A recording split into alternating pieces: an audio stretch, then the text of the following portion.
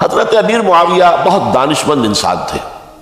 انہوں نے ان پانچوں حضرات پر کوئی تشدد نہیں کیا، کوئی جبر نہیں کیا، بلکہ رہنے دیا. ٹھیک ہے، یہ بیعت نہیں کر رہے، ابھی تو بیعت ولی عہدی ہے، کوئی حرج نہیں. لہذا کوئی جھگڑا، کوئی اس وجہ سے کوئی فساد، اس بنا پر کوئی جنگ نہیں ہوئی. 10 سال گزر گئے، یعنی 10 سال تک یزید ولی عہد رہا ہے. 10 سال تک. اور اس سوائے ان 5 بڑی شخصیتوں کے جو پوری امت تھی، عوام الناس تھے، ان سب نے اسے قبول کیا. یہ صورتحال اب جب پیدا ہوئی جب حضرت امیر معاویہ کا انتقال ہو گیا، یہ سن 60 ہجری ہے. اب سوال پیدا ہوا کہ وہ ولی عہدی کی بیعت اب بیعت خلافت میں منتقل ہو جائے گی. لہذا پھر یہ ہوا کہ سب لوگوں سے، سب گورنروں کو لکھ دیا گیا تمام صوبوں کے اندر کہ اپنے اپنے لوگوں سے بیعت لے لو. ظاہر بات ہے کہ وہاں کوئی ریفرنڈم نہیں ہوتا تھا، کوئی ووٹ نہیں ہوتے تھے کہ اس کی پرچیاں ڈالی جا رہی ہوں، ایک ایک شخص سے رائے لینا نہیں ہوتی تھی، بلکہ اس وقت کی جمہوریت یہ تھی اور شورائیت یہ تھی کہ ڈیفرنٹ کلینز ہیں، ڈیفرنٹ فیملیز ہیں، ڈیفرنٹ ٹرائبز ہیں، ان کے سردار، ان کے بڑے لوگ، ان کے اہم لوگ بیعت کر لیں تو گویا کہ سب کی بیعت ہو گئی. وہ ایک قبائلی نظام تھا اور اس میں یہ نہیں تھا نظام کے ووٹ بنے ہوئے ہوں اور اس کی پرچیاں ڈالی جا رہی ہوں. تو تمام عالم اسلام نے گویا کہ بیعت قبول کر لی اب یزید کی بحیثیت خلیفہ. اب وہ جو 5 آدمی تھے ان میں سے ایک فوت ہو چکے تھے، حضرت عبد الرحمن ابن ابی بکر رضی اللہ تعالی عنہما، دونوں فوت ہو گئے. لیکن باقی 4 رہ گئے. ان 4 کو نوٹ کیجئے، اور یہ بڑا سینسٹیو ایشو ہے جس پر میں اب گفتگو کر رہا ہوں. ان 4 میں کون ہیں؟ عبداللہ ابن عباس، عمر میں سب سے بڑے وہ ہیں، اور ان کی شان یہ ہے کہ انہیں حبر الامہ کہا گیا ہے، امت کے سب سے بڑے عالم، اور قرآن مجید کے وہ سب سے پہلے مفسر ہیں. اصل جو جتنی بھی تفسیری روایات ہمیں ملتی ہیں حضرت عبداللہ ابن عباس کے شاگردوں سے، تابعین سے، لہذا ان کا بہت اونچا مقام. حضرت عبداللہ ابن عمر، ان کا مقام بھی آپ کو معلوم ہے، حدیثوں کی کتنی بڑی تعداد ہے جو عبداللہ ابن عمر سے مروی ہے، اور اس کو سلسلۃ الذہب کی پہلی کڑی کہا جاتا ہے. روایت حدیث میں جو سنہری زنجیر ہے اس کا آغاز حضرت عبداللہ ابن عمر ہے. ایک طرف یہ دونوں ہو گئے، ان دونوں کی رائے کیا ہوئی؟ اگرچہ کام غلط ہوا ہے، یہ اس طریقے سے قیصر و کسریٰ کی روایت پر عمل کرنا غلط ہے، لیکن یہ اتنی بڑی غلطی نہیں ہے کہ اس کی وجہ سے باہمی جنگ و جدال ہو، خوریزی ہو، ایک دوسرے کی گردنیں کاٹی جائیں اور فتنہ و فساد پیدا کر دیا جائے. لہذا انہوں نے یزید کی بیعت کر لی. 2 حضرات رہ گئے، یہ نسبتاً نوجوان ہیں. ان دونوں کی پیدائش ہجرت کے بعد ہوئی. ہجرت کے بعد پہلا بچہ جو مہاجرین میں پیدا ہوا ہے وہ عبداللہ ابن زبیر ہے. بلکہ کچھ عرصے تک مہاجرین میں جب کوئی پیدائش نہیں ہوئی تو وہ مکے مدینہ کے منافقین نے کہنا شروع کر دیا تھا کہ یہ یہاں کے کمزور ہو گئے، نامرد ہو گئے، ان کی اولاد اب چلے گی نہیں. تو عبداللہ ابن زبیر جب پیدا ہوئے، اور آپ کو معلوم ہونا چاہیے وہ حضرت ابو بکر صدیق کے نواسے ہیں، حضرت عائشہ صدیقہ کی ہمشیرہ حضرت اسماء کے بیٹے ہیں عبداللہ ابن زبیر. اور زبیر بہت شجاع، بہت ہی بہادر انسان تھے. تو عبداللہ ابن زبیر کے اندر بھی وہی کیفیات تھی. انہوں نے کہا نہیں، اس غلطی کو ہم برداشت نہیں کریں گے. خونریزی ہوتی ہے تو ہو، لیکن ہم اسلامی نظام کو نیچے اترتا ہوا نہیں دیکھ سکتے. جیسے کبھی حضرت ابو بکر نے فرمایا تھا ایبدل الدین وانا حی، کیا دین میں ترمیم اور تنسیخ کر دی جائے گی؟ دین کو بدل دیا جائے گا، دین میں تحریف کر دی جائے گی جبکہ میں ابھی زندہ ہوں؟ میں جیتے جی یہ نہیں ہونے دوں گا. حضرت عبداللہ ابن زبیر کی یہ رائے ہوئی we have to challenge، ہم مقابلہ کریں گے، ہم اسے پیسیولی قبول نہیں کریں گے. انہوں نے بیعت سے انکار کیا اور مدینہ چھوڑ کر مکے جا کر حرم کے اندر پناہ گزین ہو گئے. یہی معاملہ حضرت حسین ابن علی رضی اللہ تعالی عنہما کا تھا. وہ بھی نہایت شجاع، نہایت جری، نہایت بہادر. انہوں نے بھی کہا کہ یہ غلط قیصر و کسریٰ کی روایت جو شروع ہو رہی ہے اسے ہم نے ریزسٹ کرنا ہے اور اسے ہم آگے نہیں چلنے دیں گے. ان پر بھی جب دباؤ ڈالا گیا کہ بیعت کرو تو وہ کچھ وقت مانگ کر کہ دیکھیے میں ایسا شخص نہیں ہوں کہ تنہائی میں علیحدہ کمرے میں بیٹھ کر بیعت کروں. جب عمومی بیعت لوگے تم سب سے تو میں بھی آ جاؤں گا. اس وقت لوگ فیصلہ کریں گے. تو بس اس وجہ سے پھر وہ گورنر جو تھا اس وقت مدینے کا، اس سے اجازت لے کر آ گیا اور راتوں رات وہاں سے نکل کر وہ بھی مکے پہنچ گئے. تو اب یہ چار جو ہیں دو گروہوں میں تقسیم ہو گئے، 2+2. دو کی رائے یہ ہوئی کہ بات غلط ہے، لیکن اس کی بنا پر خون ریزی، جنگ و جدال، جنگ آپس میں خون ریزی کرنا یہ صحیح نہیں ہے، بلکہ مصلحت اس میں ہے کہ اس کو قبول کر لیا جائے. پھر اللہ تعالیٰ کو بہتر حالات پیدا کرے گا اس کے ذریعے سے، تعلیم کے ذریعے، تلقین کے ذریعے سے. جیسے نبی اکرم صلی اللہ علیہ وسلم نے اتنا عظیم انقلاب برپا کیا تھا. ہم کوشش کریں گے کہ نظام حکومت کی اصلاح ہو جائے، لیکن اس وقت اگر ہم اڑ گئے تو پھر گویا خون ریزی اور فساد اور باہمی جو جنگ ہے وہ شروع ہو جائے. اور دو حضرات کی رائے ہوئی کہ نہیں، ہمیں ہر صورت میں رجسٹ کرنا ہے. خون ریزی ہوتی ہے تو ہو، ہمیں جانیں دینی پڑتی ہے تو دیں گے، ہم شہادت قبول کریں گے، لیکن اس غلطی کو قبول نہیں کر سکتے. تو میں اس کے لیے عرض کر رہا ہوں، یہ تیسری شہادتوں کا جو دور شروع ہوا ہے. پہلا شہادتوں کا دور حضور کا دور، دین کو قائم کرنے کی جد و جہد میں جنہوں نے جانے دی ہے. دوسرا دور اس دین کے خلاف جو کاؤنٹر ریولوشنری موومنٹس آئی ہیں ان کو رفع کرنے کے لیے جانے دینا. ہزاروں صحابہ کی جانیں اس میں بھی گئی ہیں.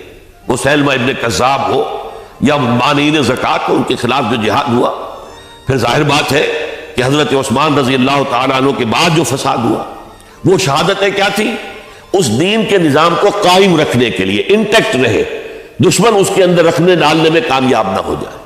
اب تیسرا دور وہ آ رہا ہے کہ جبکہ داخلی طور پر اس نظام خلافت کے اندر زوال شروع ہو رہا ہے، اس زوال کو روکنے کے لیے کہ وہ اپنی اصل جو خلافت کا نظام اللہ نے اور اس کے رسول نے دیا ہے اس کی بنیاد پر قائم رہے، لہذا ہم رجسٹ کریں گے اس تبدیلی کو اور میدان میں آ کر مقابلہ کریں گے. یہ حضرت عبداللہ ابن زبیر رضی اللہ تعالی عنہما اور حسین ابن علی رضی اللہ تعالی عنہما، اب ان دونوں میں ایک اختلاف ہوا. حضرت عبداللہ ابن زبیر کی رائے یہ تھی کہ یہ مکہ ہے، یہ اللہ کا گھر ہے، یہ حرم ہے، اور یہاں کے لوگ بہت سے برے اثرات سے ابھی تک بچے ہوئے ہیں، پاک ہیں، لہذا ہمیں یہاں رہنا چاہیے. اس کو مرکز بنا کر ظاہر بات ہے اسی مکے سے محمد الرسول اللہ صلی اللہ علیہ وسلم نے دعوت شروع کی تھی، وہیں سے وہ پھیل کر جو ہے ایک عظیم انقلاب کی شکل اس نے اختیار کی تھی، ایک عظیم مملکت جو ہے حضور چھوڑ کر گئے تھے. تو ہمیں مکے میں رہ کر ہی اپنی تحریک شروع کرنی چاہیے. لیکن ادھر حضرت علی کے پاس پیغام آ رہے تھے کوفے سے. کوفہ چونکہ حضرت حسین کے پاس پیغام آ رہے تھے کوفے سے، چونکہ کوفے کو حضرت علی نے دار الخلافہ بنا لیا تھا، اور وہاں سمجھا جاتا تھا کہ حضرت علی کے ہمدرد اور حضرت شیعان علی جنہیں ہم کہیں، ان کے ساتھی، ہم خیال یہ لوگ ہیں کثرت کے ساتھ. اور وہاں سے اب خطوط کا تانکا شروع ہو گیا، آپ یہاں آئیے، ہم بےتاب ہیں، آپ کا استقبال کریں گے، آپ کے ہاتھ پر بیعت کریں گے، تاکہ یہ جو قیصر و کسریٰ کی سنت شروع ہو رہی ہے اس کو روکا جا سکے. وہ تانکا بنا ہوا ہے خطوط کا. تو حضرت حسین رضی اللہ تعالیٰ عنہ نے فیصلہ کر لیا کہ میں کوفے جاؤں گا. حضرت زبیر روکتے رہ گئے کہ نہیں، کوفیوں پر اعتماد نہ کیجئے، یہ زبانی کلامی ساتھ دیتے ہیں، جب ڈنڈا چلتا ہے تو پھر یہ ہٹ جاتے ہیں میدان سے، ان پر اعتماد نہ کریں آپ. لہذا یہی مکے میں رہیے اور ہم دونوں مل کر ایک بڑی طاقت بن جائیں گے. اور یہ مکہ جو ہے ہمارے لیے حصار ہے، یہ ہمارے لیے پناہ گاہ ہے، یہاں سے اس دعوت کا آغاز کیا جائے.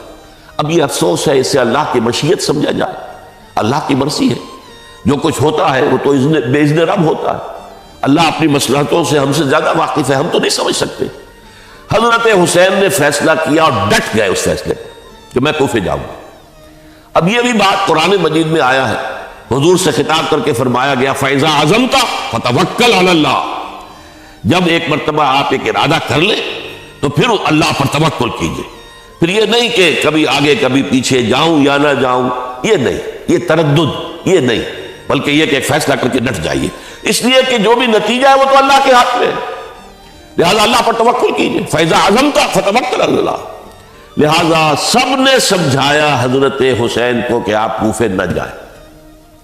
سمجھانے والوں میں حضرت عمر بھی تھے رضی اللہ، حضرت عبداللہ ابن عمر بھی تھے رضی اللہ تعالی عنہ، اگرچہ کوئی قرابت داری جو ہے قریبی نہیں تھی، لیکن بہرحال امت کی ایک شخصیت، عظیم شخصیت تھے۔ سمجھانے میں سب سے زیادہ زور صرف کیا ہے حضرت عبداللہ ابن عباس نے رضی اللہ تعالی عنہما۔ اور حضرت عبداللہ ابن عباس کون ہے؟ ایک رشتے سے حضرت حسین کے چچا ہیں، ایک رشتے سے حضرت حسین کے نانا ہیں۔ کیوں؟ حضرت علی اور حضرت عبداللہ ابن عباس چچا زاد بھائی ہیں، عباس کے بیٹے، ابو طالب کے بیٹے، عباس اور ابو طالب بھائی ہیں۔ تو یہ فرسٹ کزن تھے حضرت علی اور عبداللہ ابن عباس رضی اللہ تعالی عنہ، لہذا انہوں نے جب کہا تو گویا کہ ایک چچا، ایک بزرگ سمجھا رہا ہے۔ اور دوسرے رشتے سے حضور نانا تھے حضرت حسین کے، اور حضور بھی کزن تھے حضرت عبداللہ ابن عباس کے، چچا زاد بھائی۔ اس حوالے سے سمجھ لیجئے کہ حضور کے کزن نانا کے درجے میں آ گئے۔ تو یہ دو رشتے تھے حضرت عبداللہ ابن عباس کے، اور انہوں نے بڑی الہا و زاری کے ساتھ، بڑی اپنے مقام سے نیچے اتر کر خوشامد کی ہے، حسین خدا کے لیے بعد آ جا، حسین خدا کے لیے بعد آ جا، حسین اگر جانا ہی ہے تو اپنے بال بچوں کو لے کر نہ جا۔ جس طریقے سے تمہارے باپ حضرت علی رضی اللہ تعالیٰ عنہ کو کوفہ کے اندر ذبح کر دیا گیا، کہیں ایسا نہ ہو کہ تمہیں بھی تمہارے بال بچوں کے سامنے ذبح کر دیا جائے، باز آ جاؤ۔ لیکن حضرت حسین اب اللہ کی طرف سے ان کے دل میں ایک ارادہ پختہ ہو چکا تھا، اور انہوں نے حضرت مسلم بن عقیل کو بھیجا تھا کہ جاؤ میری طرف سے کوفے والوں سے بیعت لے اور پھر مجھے اطلاع دو۔ وہ گئے، وہاں 12,000 افراد نے بیعت کر لی۔ اب ان کا خط آ گیا کہ یہاں تو فضا بالکل ہموار ہے، اتنے لوگوں نے بیعت کی ہے، باقی بھی جیسے ہی آپ سامنے آ جائیں گے سب بیعت کر لیں گے، لہذا یہاں پر کوئی ریزسٹنس کے لیے گویا کہ ہمارے پاس طاقت اس کوفے کے اندر بہت مضبوط طاقت ہوگی کہ ہم یزید کی حکومت کے خلاف ریزسٹ کر سکیں۔ اس کے بعد ہوا کیا؟ یزید نے عبید اللہ ابن زیاد کو گورنر بنا کر بھیج دیا۔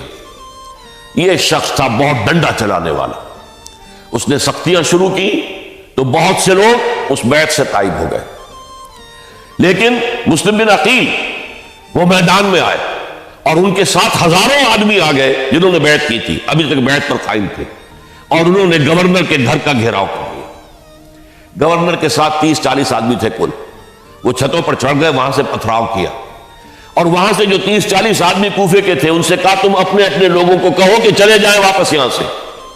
انہوں نے اوپر سے کہنا شروع کیا، ڈرایا، بہت خوفناک نتیجہ نکلے گا، اب عبید اللہ ابن زیاد تم سب کو ہلاک کر دے گا۔ ایک ایک کر کے بھیڑ چھٹتی چلی گئی اور صرف چند افراد رہ گئے، اور اس کے نتیجے میں حضرت مسلم بن عقیل شہید کر دیے، بلکہ ایک شخص حامی نے انہیں پناہ دی تھی کوفے میں، ان کو بھی قتل کر دیا گیا، شہید کر دیا گیا۔ اس پر یہ ہے کہ انہوں نے ایک شخص کے ذریعے سے پیغام دیا قتل کیے جانے سے پہلے کہ دیکھو میرا تو وقت آ گیا ہے، میں تو اب قتل ہو جاؤں گا، شہید کر دیا جاؤں گا، تو میرا پیغام حسین تک پہنچا دو رضی اللہ تعالی عنہ کہ یہاں یہ بغاوت ہو گئی، لوگوں نے، کوفیوں نے، الکوفی لا یوفی، کوفی جو ہے وہ پورا نہیں کرتا اپنے عہد کو اور وفا کو۔ اس کا ایک ثبوت ہمیں مل گیا ہے کہ سب کے سب منحرف ہو گئے بیعت سے، آپ جہاں تک آ گئے وہاں سے واپس چلے جائیے۔ جب حضرت حسین کے پاس یہ پیغام پہنچا اور انہوں نے ارادہ کیا کہ ٹھیک ہے یہ تو حالات بدل گئے، لہذا واپس چلنا چاہیے، شاید عبداللہ ابن زبیر کی رائے ہی صحیح ہے، ہمیں مکے ہی میں بیٹھ کر کام کرنا چاہیے، لیکن اب جو ہے عرب کا ایک خاص مزاج ہے۔ حضرت مسلم بن عقیل کے بیٹے آڑے آ گئے، اب ہم اپنے باپ کے خون کا قصاص لیے بغیر نہیں جائیں گے۔ اور حضرت حسین رضی اللہ تعالیٰ عنہ بامروت انسان، شریف النفس انسان، کیسے ممکن تھا غیرت مند غیور انسان وہ کیسے ان کی بات کو رد کر دیتا؟ لہذا اچھا چلو چلتے ہیں کوفے کی طرف۔ آگے بڑھتے چلے گئے، کربلا میں پہنچ گئے، جو کچھ وہاں ہوا ہے پھر آپ کو معلوم ہے۔ اس میں یہ بات ہے پہلے 1000 کا لشکر بھیجا تھا عبید اللہ ابن زیاد نے، اس پر حضرت حسین رضی اللہ تعالیٰ عنہ نے جو باتیں کہیں وہ کچھ اثر انداز ہو گئی۔ ان کا افسر جو تھا حر بن یزید تمیمی، وہ بعد میں حضرت حسین کا حامی ہو گیا اور حضرت حسین کے ساتھ ہی اس کو بھی شہادت نصیب ہوئی۔ پھر دوسرے کو بھیجا عمرو بن سعد۔ عمرو بن سعد بھی ایک بڑی عظیم شخصیت کا بیٹا تھا۔ حضرت سعد ابن ابی وقاص جو فاتح ایران تھے اور جن کو غزوہ احد کے موقع پر حضور نے فرمایا تھا کہ اے سعد تیر چلاؤ، میرے ماں باپ تم پر قربان ہوں، جبکہ احد میں گھیراؤ کر لیا تھا حضور کا اور کفار قتل کرنے کے لیے ہجوم کر رہے تھے، اور کچھ حضرات تیر چلا چلا کے انہیں پھینک رہے تھے، دور جو ہے ہٹا رہے تھے، ان میں سے حضرت سعد ابن ابی وقاص بھی تھے۔ پھر وہ فاتح ایران تھے، اسی لیے گورنر بن گئے تھے ایران کے۔ سعد جو ہے ان کا بیٹے یہ عمرو جو ہے یہ اب ایک بڑے صوبے کا گورنر بھی تھا، اس وقت 4000 آدمی دے کر بھیجا، وہ بھی نرمی کرتا رہا، اس نے کوئی تشدد نہیں کیا، اس کے اندر بہرحال اپنے عظیم باپ کے خون کا کچھ اثر تھا۔ لیکن یہ کہ پھر ابن زیاد کو اطلاع مل گئی کہ عمرو ابن سعد جو ہے وہ تو لہ تو لال کر رہا ہے، حملہ نہیں کر رہا، قتل نہیں کر رہا، بلکہ یہ کہ وہ تو اس راستہ بھی دینے کے لیے تیار ہے کہ نہ مدینے کی طرف جائیے اور نہ آپ مکے کی طرف جائیے، نہ کوفے کی طرف جائیے، بلکہ آپ چاہے تو دمشق چلے جائیں، یزید سے اپنا معاملہ کر لیں۔ اس پر ابن زیاد نے پھر وہاں سے خط لکھا ہے، میں نے تمہیں اس کام کے لیے بھیجا تھا، میں نے تمہیں حکم دیا تھا حسین سے میری بیعت لو، یعنی میری بیعت کے ذریعے یزید کی بیعت لو اور اسے پکڑ کر لا کر میرے سامنے پیش کرو۔ لہذا پھر اس نے ایک بہت خوخار شخص کو زیادہ فوج دے کر بھیجا ہے، اور وہ جو ہے اس نے آ کر جو ہے شمر میں پھر اس نے فیصلہ کن معاملہ کیا۔ حضرت حسین رضی اللہ تعالیٰ عنہ نے ان دنوں میں جو وہاں گزرے ہیں، جتنے بھی کوفی آئے ہوئے تھے نا، اکثر و بیشتر تو کوفے کے لوگ تھے، ان سے کہا کہ میں خود نہیں آیا، تم نے مجھے بلایا تھا، اے فلاں ابن فلاں کیا تم نے مجھے خط نہیں لکھا تھا کہ آؤ؟ اے فلاں ابن فلاں کیا تم نے مجھے پیغام نہیں بھیجا تھا کہ یہاں تشریف لائیے؟ اور دیکھو میرے پاس تمہارے خطوط موجود، وہ ایک تھیلا جس میں کہ خطوط ہے وہ بھی لا کے میدان میں رکھ دیا۔ یہ حضرت حسین رضی اللہ تعالیٰ عنہ کی شرافت اور اپنی صاف دلی، کوئی اس کے اندر عیاری نہیں تھی ان کے اندر، معاذ اللہ ثم معاذ اللہ، لیکن یہ کہ اس کا نتیجہ اچھا نہیں نکلا۔ نتیجہ کیا نکلا؟ اب انہیں پتہ چل گیا کوفیوں کو، اگر اب حسین زندہ دمشق پہنچ گئے یزید کے پاس تو یہ ہم سب کا بھاڑا پھوڑ دیں گے، ہماری شامت آ جائے گی، لہذا اب تو کسی صورت انہیں زندہ نہیں رہنے دے۔ ایک بڑا اہم واقعہ نوٹ کر لیجیے اس کو، اس لیے کہ حضرت حسین نے ایک ایک کا نام لے کر، اے فلاں ابن فلاں، اے فلاں ابن فلاں، اے فلاں ابن فلاں، کیا تم نے خط نہیں لکھا تھا؟ کیا تمہارا پیغام نہیں تھا؟ اب انہوں نے دیکھا کہ یہ بہانہ اگر یزید کے ہاں جا کر پھوڑ دیا گیا تو پھر ہماری خیر نہیں ہوگی۔ یہی وجہ ہے حضرت حسین کو شہید کرنے کے بعد، یہ نوٹ کر لیجئے، 72 آدمی تھے کل، جس کو کہہ لیں لشکر حضرت حسین کا رضی اللہ تعالیٰ، ان میں سے 20 خاندان بنی ہاشم کے چشم و چراغ، وہ بڑی بہادری سے لڑے ہیں، بڑی بہادری سے لڑے، ایک ایک نے لڑ کر جان دی ہے، بہت سو کو مارا۔ یقاتلون فی سبیل اللہ فیقتلون ویقتلون، قتل کر بھی رہے تھے، قتل ہو بھی رہے تھے، ایک ایک کر کے قتل ہو رہے تھے، شہید ہو رہے تھے۔ 20 جو ہے خاندان بنی ہاشم میں سے شہید ہوئے ہیں۔ حضرت حسین رضی اللہ تعالیٰ عنہ کا ایک بہت ہی انفنٹ چھوٹا بچہ وہ بھی شہید ہوا ہے، باقی سب مرد، تمام مرد، سوائے ایک حضرت حسین کے بیٹے حضرت علی بن حسین زین العابدین کہلائے بعد میں، وہ بیمار تھے، وہ جنگ میں حصہ نہیں لے سکتے تھے، وہ بچ گئے صرف۔ اچھا حضرت حسین شہید ہو گئے، یہ ہے 10 محرم الحرام سن 61 ہجری۔ کیا مطلب ہے؟ حضور کے انتقال کے ٹھیک 50 برس بعد، سن 11 ہجری میں حضور کا انتقال، اور سن 61 ہجری میں حضور کے نواسے، اور جن کے بارے میں حضور نے فرمایا سیدہ شباب اہل الجنہ، حضرت حسین شہید کر دیے گئے۔ اور اس کے بعد اس لشکر نے خیموں کو آگ لگا دی۔ یہاں نکتہ سمجھ لیجئے، آگ کیوں لگائی؟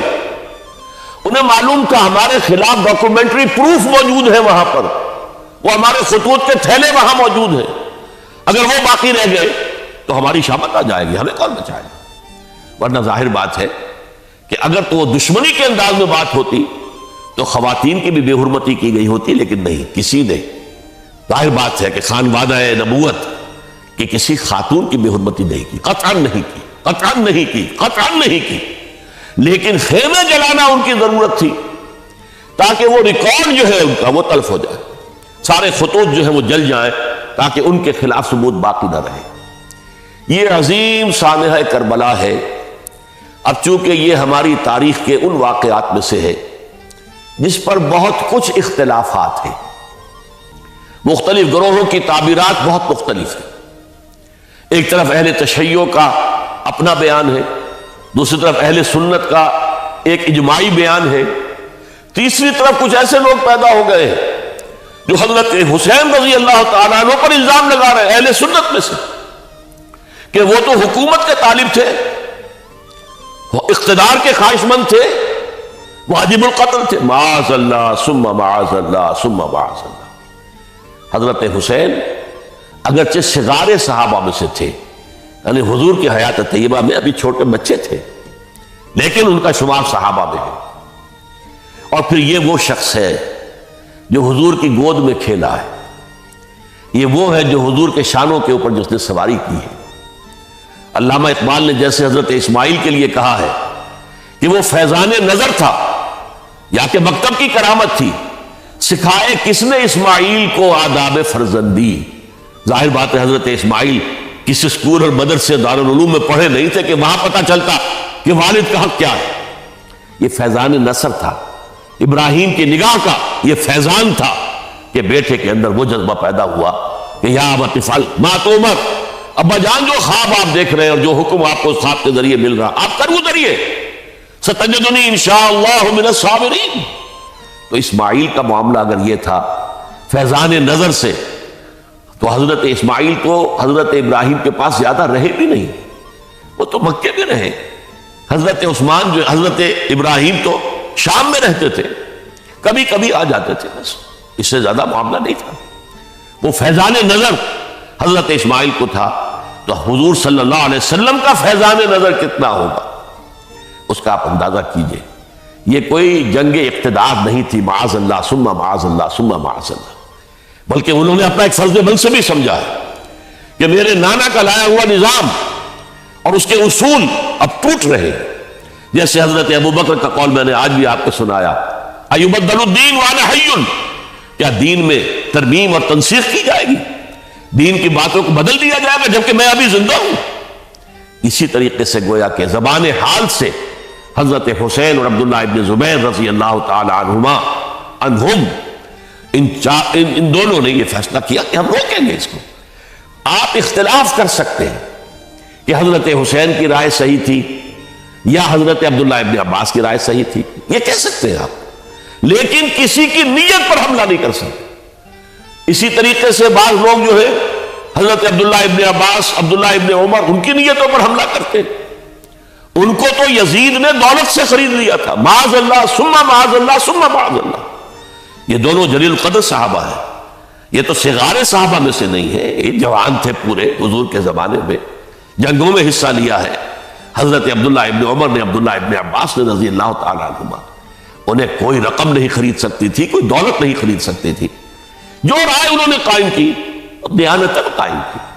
اور ہمارے ہاں اصول یہ ہے کہ جب کوئی نئی صورتحال پیدا ہو جائے اور اجتہاد کی ضرورت پیش آ جائے اور پوری کوشش کر کے مجتہد اجتہاد کر رہا ہے، تو اگر اسے غلطی بھی ہو جائے، مجتہد مخطی خطا کار، اس کو بھی اکیرا ثواب ملتا ہے، اور مجتہد مصیب وہ مجتہد کے جس کی رائے صحیح، جس کا فیصلہ صحیح، اسے دوہرا ثواب ملتا ہے۔ تو ان کے مابین ایک اختلاف رائے کا ہوا، اجتہاد کا ہوا۔ آیا یہ غلطی اتنی بڑی ہے کہ امت میں تفرقہ پیدا کیا جائے، امن و امان کو برباد کیا جائے، خوریزی کا بازار گرم کیا جائے، یا نہیں؟ دو کی رائے یہ ہوئی، ان کی مخلصانہ رائے تھی، ان کی دیانتدارانہ رائے تھی، ہم ان کی نیت پر حملہ نہیں کر سکتے، آپ اختلاف کرنا چاہے تو کیجئے۔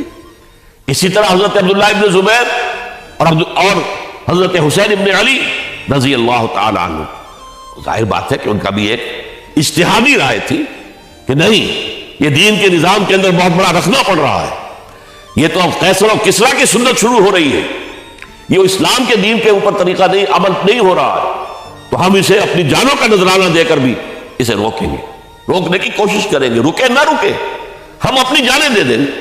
یہ بھی دیانت دارانہ رائے تھی، مخلصانہ رائے تھی، ان کی نیت پر کوئی حملہ کم سے کم اہل سنت والجماعت میں سے کسی شخص کو حق نہیں ہے، اس لیے کہ اہل سنت والجماعت کا کہنا یہ ہے الصحابۃ کلہم عدول، صحابہ جتنے بھی ہیں وہ سب کے سب عدول ہیں، ان میں بدنیتی نہیں آ سکتی، خطا ہو سکتی ہے۔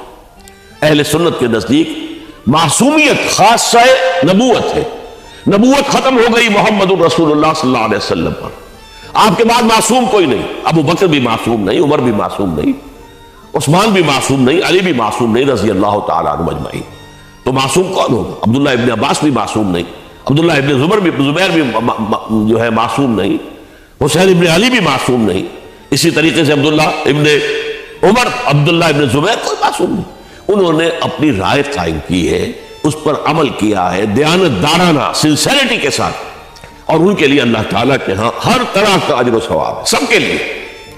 حضرت عبداللہ ابن زبیر کی رائے اس اعتبار سے بہتر ثابت ہوئی، انہوں نے مکے میں پھر حکومت قائم کی، 9 برس تک ان کی حکومت قائم رہی، بنو امیہ ختم نہیں کر سکے، سن 73 میں جا کر ان کی شہادت ہوئی ہے، اور ایک مرحلہ تو وہ بھی آیا تھا کہ شام اور مصر کی دونوں صوبے جو ہیں وہ بھی ان کے تحت آ گئے تھے۔ تو واقعہ یہ ہے کہ اگرچہ حضور نے ہمیں منع کیا ہے کہ کبھی یہ نہ کہا کرو کہ ایسا ہوتا تو ایسا ہو جاتا، نہیں، جو ہوا اللہ کی مرضی سے ہوا، اللہ کے اذن سے ہوا۔ حدیث کے الفاظ ہے ان کلمۃ لو تفتح عمل الشیطان، یہ جو لو کاش یہ ہو جاتا، کاش یوں ہو جاتا تو بڑے اچھے نتیجے نکلتے، یہاں سے شیطان کا عمل شروع ہو جاتا، ورنہ واقعہ یہ ہے کہ دل سے یہ بات نکلتی ہے۔ اگر حضرت حسین اور عبداللہ ابن زبیر یکجا ہو جاتے اور مکے کو اپنا مرکز بنا کر جو عظیم مقصد انہوں نے اپنے سامنے رکھا تھا کہ یہ جو روایت غلط آ رہی ہے اسلام کے دینی سیاسی نظام کے اندر، اس کو ہم روکیں گے، تو اللہ تعالیٰ انہیں کامیابی عطا فرما دیتا۔ لیکن یہ پھر ہم کہیں گے ما شاء اللہ کان وما لم یشاء لم یکن، جو اللہ نے چاہا وہ ہوا، اور جو اللہ نے نہیں چاہا وہ نہیں ہوا۔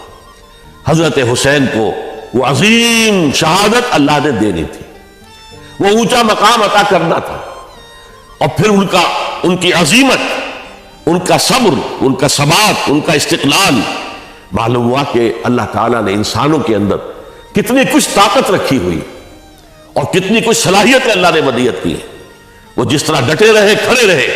واقعہ یہ ہے کہ وہ بھی نوع انسانی کے لیے ہمیشہ کے لیے ایک سبق ہے، اور وہ سبق یہ ہے کہ آپ حق، جو بھی آپ حق سمجھیں اس حق کے اوپر ڈٹ کر کھڑے ہو جائیں، اور اس میں پرواہ نہ کیجئے کہ آپ کی نفری کم ہے یا آپ کے ساتھ تعداد زیادہ، کوئی خیال نہ کیجئے، اس کے فکر نہ کیجئے کہ حالات ادھر ہیں یا ادھر ہیں، حالات سازگار آپ کے دشمن کے ساتھ ہے یا آپ کے ساتھ ہے، کوئی فکر نہ کیجئے۔ حق حق ہے، اس کا ساتھ دینا لازم ہے، اس کے لیے جان دے دینا یہ سب سے بڑی کامیابی ہے۔ وَلَا تَقُولُوا لِمَنْ يُقْتَلُ فِي سَبِيلِ اللَّهِ أَمْوَاتٌ، ہرگز نہ کہنا ان کو جو اللہ کی راہ میں قتل ہو جائیں کہ وہ مردہ ہے، بل احیاء، وہ تو زندہ ہے، وَلَكِنْ لَا تَشْعُرُونَ، تمہیں شعور نہیں ہے۔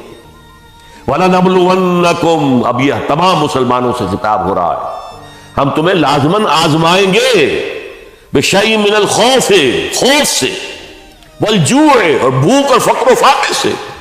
حضرت حسین اور ان کے ساتھیوں کو پیاس کے ذریعے سے آزمایا گیا، حالانکہ دریا دور نہیں ہے لیکن پانی بند کر دیا گیا، کیسی کیسی شدت اور کیسے کیسے سخت حالات کا سامنا کیا، لیکن جھکے نہیں، گردن نہیں جھکی، ڈٹے رہے اپنے موقف کے اوپر۔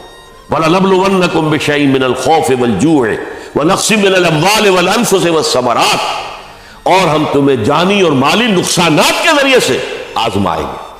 وَبَشِّرِ الصَّابِرِينَ، اور اے نبی بشارت دے دیجئے صبر کرنے والوں، الَّذِينَ إِذَا أَصَابَتْهُمْ مُصِيبَةٌ، وہ کہ جن کو اگر کوئی مصیبت آئے، ان پر نازل ہو جائے، قالوا، تو وہ کہیں گے اِنَّا لِلَّهِ وَإِنَّا إِلَيْهِ رَاجِعُونَ، ہم اللہ ہی کے ہیں، اللہ ہی کی طرف ہمیں لوٹ جانا ہے۔ اولئک علیہم صلوات من ربہم ورحمہ، یہ ہے وہ جن پر ان کے رب کی طرف سے صلوات ہے، درود ہے اور رحمت ہے۔ وَأُولَٰئِكَ هُمُ الْمُهْتَدُونَ، اور یہی ہدایت یافتہ ہے۔ اللہم ربنا اجعلنا منہم، اللہم ربنا اجعلنا منہم۔ میرے اور آپ کے لیے سبق یہ ہے، صرف حضرت حسین کا کوئی دن منا لینا یہ نہیں، ٹھیک ہے یاد تازہ کیجئے، بہت اچھی بات ہے، لیکن اس کا نتیجہ یہ نکلنا چاہیے کہ اگر حضرت حسین نے اپنی ہی نہیں، اپنے خاندان کی، اپنے اعزاء و اقربا کی، اپنے ساتھیوں کی جانوں کی قربانی پیش کر دی حق کے لیے، تو ہمیں بھی فیصلہ اور سبق یہ لینا چاہیے کہ ہمیں حق کا ساتھ دینا ہے، ہرچہ بعد چاہے اس کے نتائج کچھ بھی نکلے۔ اقول قولی ھذا واستغفر اللہ لی ولکم ولسائر المسلمین والمسلمات۔